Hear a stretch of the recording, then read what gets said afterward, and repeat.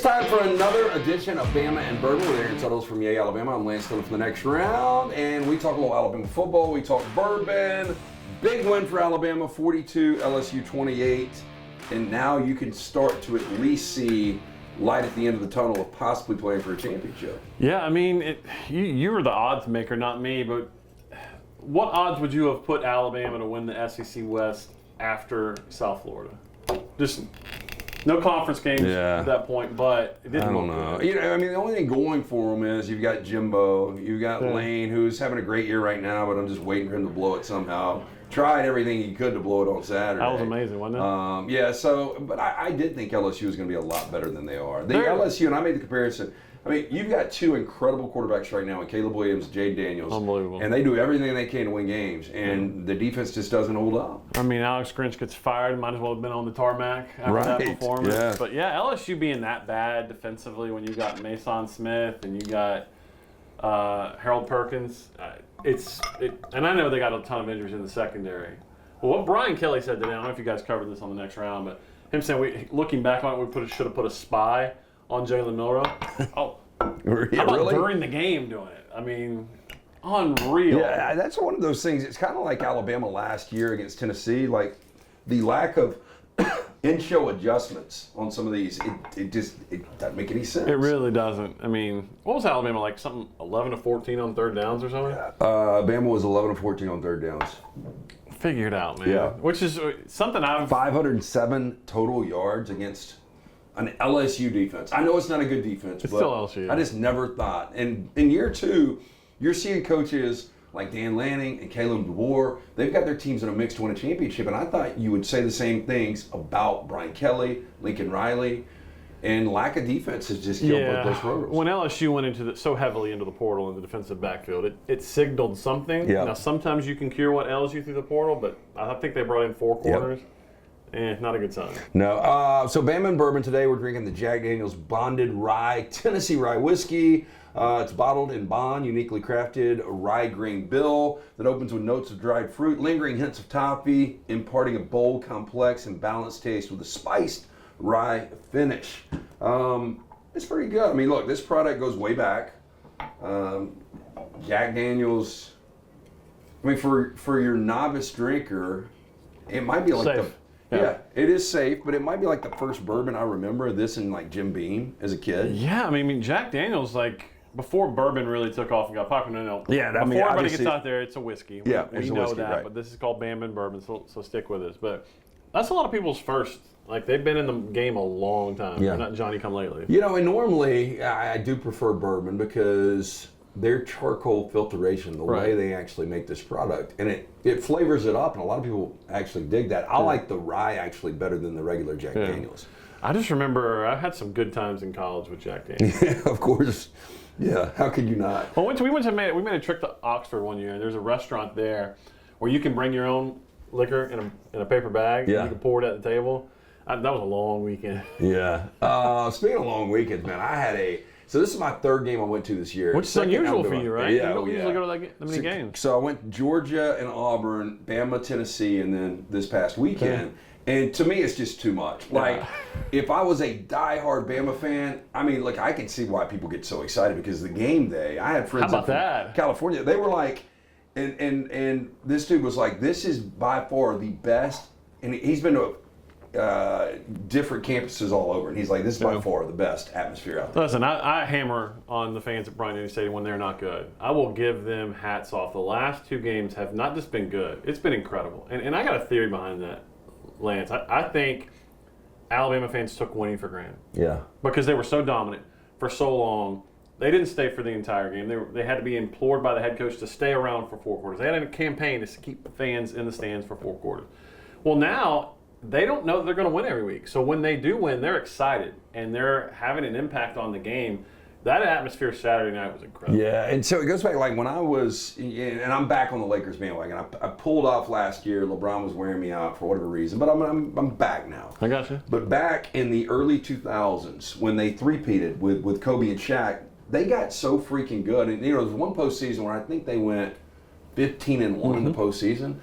But as a Lakers fan, a lot of those games just got boring. Yeah. And the predictability about knowing going into a season, you're more than likely going to win a championship. It takes some of that genuine enthusiasm, excitement, raw emotion out of it. Yeah, and look, man, that game 21-21 at half. Jaden Daniels goes down, big hit by Dallas Turner. Targeting, non-targeting, I could have gone either way for me. I didn't think it was targeting, but I wouldn't have been up in arms if it had been called targeting. I think there was no intent. But here's the thing. They're not going to win the game even if he doesn't go down. I mean, they were down 14. Think so. That interception pretty much sealed their fate. And, I think it might have gotten more interesting, probably a one-possession game if he doesn't go down. Yeah. They just weren't stopping Alabama. They weren't stopping Jalen Milroe. No, and the only thing that kept them in that game was Will Reichard missing 2 field goals. Yeah. Otherwise, it's probably a bigger blowout. Jalen Milroe was incredible. Alabama was unbelievably efficient on third down. We've talked about him, Lance, but it's time to give some props to Jaden Roberts. 77, offensive lineman, right guard. He's a mauler. And he should have been starting from day one based on what we're seeing now. Yeah. I'm not saying that offensive line is completely transformed.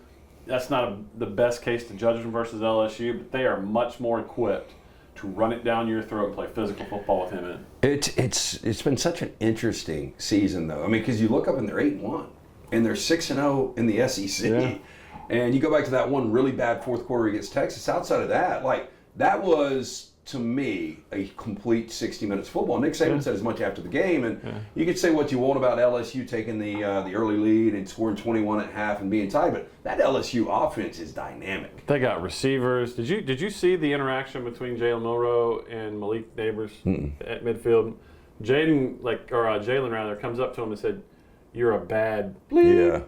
Yeah. I wish I had one of you. Yeah, game respects game. And look, I tweeted this. I can't remember if I tweeted it yesterday or today. Alabama's got some pretty good guys on offense, skill-wise, that we had question marks about. Yeah. We hadn't seen them showcased a ton just because of the way this offense has slowly grown. But Kendrick Law is one of those guys. Kendrick Law, a lot of people are comparing him to, in terms of stature and quick twitch ability, I do think he's got some Deebo Samuel to him. Well, I mean, I think it's a great comparison because he is a physical guy, but his ability to return kicks too. Yeah. They have got to find touches. And Tommy Rees, I asked Nick Saban this today. This offense is getting more multiple. Now, obviously, they're coming off playing a horrible defense, but they're doing things, and it seems like they're just taking another step every week. Jalen looks more comfortable running the ball than he ever has. Yeah. I mean, you installed the triple option, the quarterback sweep, that when he has a feel for taking off and running now. And I think Jermaine Burton has been great. Isaiah Bond's probably been their best overall receiver from year to year. You throw Kendrick Law, we're getting the jet sweep now. Jam Miller had a role in that game. We're seeing some weapons that we big reception from Jam Miller. So it's Bama and Bourbon. We do this every single week on Roll Tide Pods. Like, subscribe, give us that thumbs up. We'd really appreciate that. We talk Bama, we talk Bourbon. We are sampling right now the Jack Daniels Bonded Rye, Tennessee Rye Whiskey. What is this, 100 proof? It is a 100 proof. Good call. That's actually a smooth 100 proof, actually. Not bad. So good stuff here. Tell us about Yay Alabama. If you want more playmakers, you want more Caleb Downs with 13 tackles. How can people get involved? Yeah, yay-alabama.com/fans. There's a donation level for every comfort level that you have in your life. And Alabama has got guys like Caleb Downs, Justice Haynes, and that recruiting class, let's be honest, that's the way that you get those guys to campus these days. And Alabama's got some big name members of this recruiting class that NIL is going to help a lot with. So make sure you're going on and supporting, because what I saw Saturday night in the stadium was joy. The way that you can give yourself joy is helping the athletic department, help keep bringing great players in across the board. So I think one turnover for Jalen Milroe in the last 4 games, something like that. Man, I didn't realize that. Yeah, he's protecting the football. I think he's becoming a pretty good quarterback, and you mentioned his ability now just to take off and know his spots, when to run. And for him to go 155, 4 touchdowns, you start to, I want to jump ahead to next year. Yeah. I mean, man, it's a tougher decision. I've been thinking about that. I mean, because now, this guy's not losing games. He's actually playing winning football. It becomes a strength. I wonder what the future for Jalen Milroe is. Man, it's... Because I guarantee there's 90% of the programs out there that will line up to take him. Oh, I mean, absolutely. I mean, there are going to be people come calling this offseason. And he had one play that man, it spoke volumes to me in terms of his feel for the game right now. It's one of the scramble touchdowns, and he breaks contain up the middle, and he's got a wide receiver sort of in the left flat. And instead of just going straight up the field vertically, he sort of widens his route to make that defensive back go over and cover him, and then shot it right up the middle. And I'm like, he did that on purpose. He set that defensive player up. He is playing really confident. Yeah, and we talked about, a month or so ago, if the game ever slows down, he's got the physical skills to be really good. You see how fast he was? Yeah. Oh. I mean, I wonder who is faster, him or Jaden Daniels, though, because Daniels can fly. No, too. Daniels, because he's gliding. He man. does. And Alabama had a spy on him and still couldn't touch him.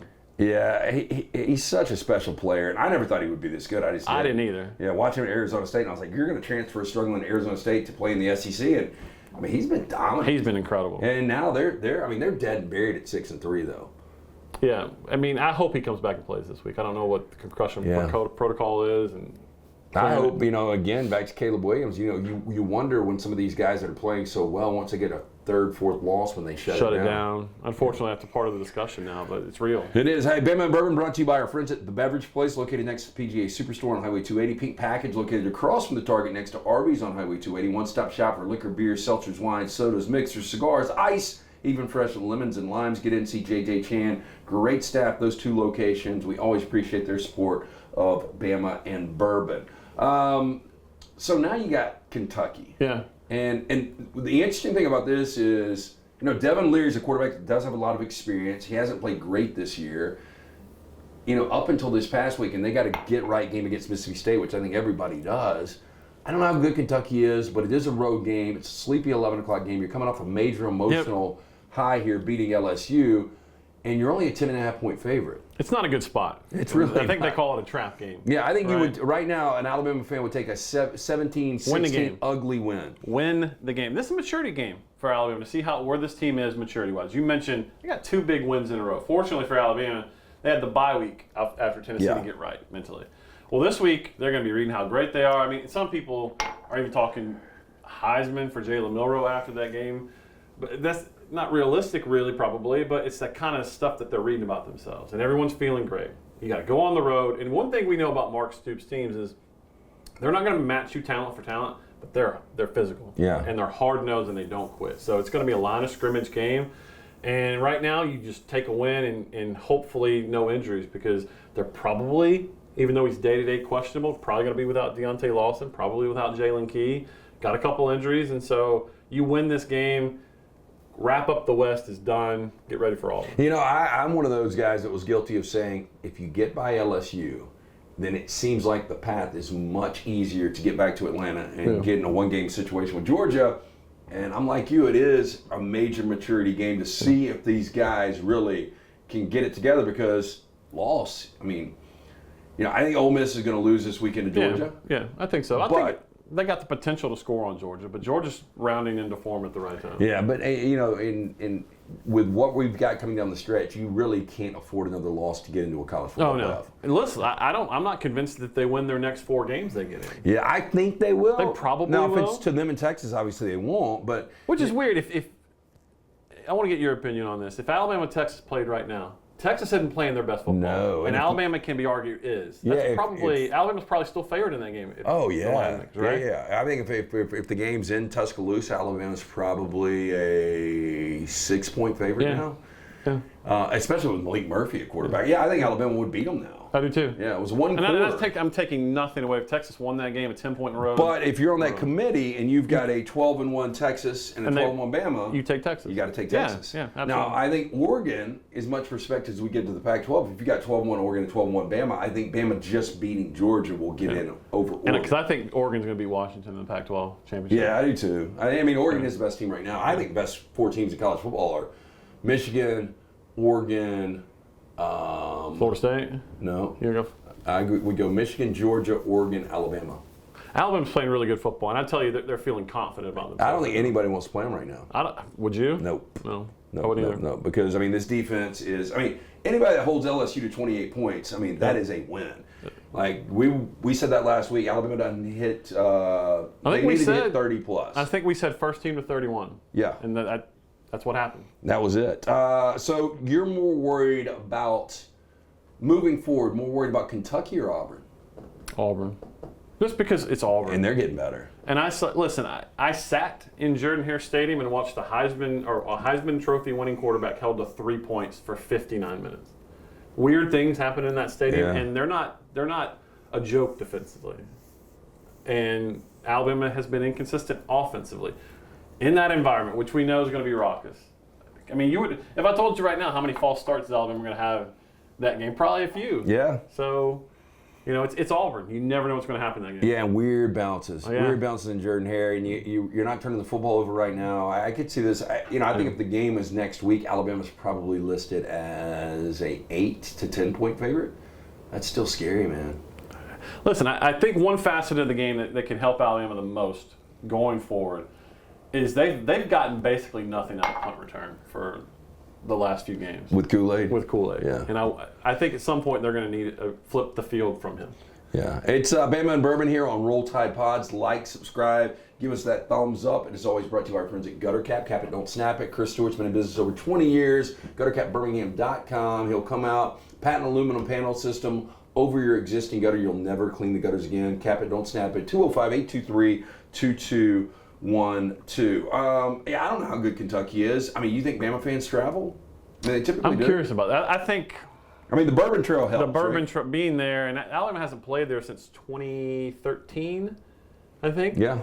So it's a trip it's a good road trip. Lexington's a good town. Yeah. And so you we talked about going, and I kind of dropped the ball on that. And I'm glad now after the long party weekend guy over week. here. Gosh, and it almost absolutely killed me. Shout out to Johnston RV. We had that RV. Ralph, our driver, we had at one time, I think 10 of us in the RV. Sounds like a good time. Yeah, it was fun, man. It's a lot, man. The older you get, walking tailgate to tailgate. It stacks up on you. It really does. But I've been up there one time to Lexington. I thought it was an awesome college town. Yeah, it is. Good fans. And that was back when, who was the head coach? Might have been Joker Phillips. I don't know. You probably were at that game. It was like 2003, 2004-ish. Yeah, I remember that game. Yeah. Well, look, their attention's about to turn to basketball, so if Alabama fans can take over the stadium, because if Alabama shows up and dominates, watch out. Watch out. Yeah, I tend to agree with you. I think Bama's going to find a way to win this game. I think it's going to be the other side. I think it's going to be kind of an ugly... Sleeping. Yeah, back and forth. Just get the W. Milroe against this defense, maybe turn it over a couple of times. Of course, their defense outside of this Mississippi State game had been struggling in 3 consecutive losses. So I don't know how good Kentucky is right now. I don't think this is his best version. I don't either. And Georgia ran the ball on him. And I'm not saying Alabama's Georgia up front, but they're playing well right now. So let's see if they can keep it going. Okay, Yay Alabama one more time, how they can get involved there. Yeah, yay-alabama.com/fans. Look at the memberships. Recommend them for holidays, for friends, because this is the way that we keep great players coming to Alabama. Okay, injury front. Yeah, we got Deontay Lawson's got an ankle. You got Jalen Key has got a hamstring. So I would imagine that and this is no inside information, just my take on what they've got coming up. They had the Deontay Lawson earlier in the year, so they've played without him. So I would be surprised if he played this week. Alabama basketball actually tips it off this week too. Tonight, yeah. I know Alabama fans are excited about that. Morehead State tonight, if you're just catching this. And Indiana State, Larry Bird's alma mater on Friday. Yeah.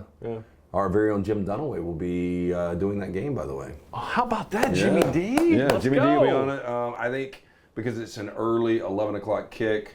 Broadcast team, so Jim and Brian Pasick will be doing that Friday night. Yeah. Love it. I don't know anything about Indiana State. I don't either. I'm going to go back to Tuscaloosa today because I want to see this team. I think it's not going to be last year. I think get that out of your head. That was a generational talent in Brandon Miller, who's doing pretty well in the NBA, by the way. Right. Yeah. But there a lot of talent lost off of last year's team, but there's some talent coming in. I think they're going to be pretty good. Yeah, it definitely will be. I mean, Nate Oates. It'll be a fun product to watch. Yeah.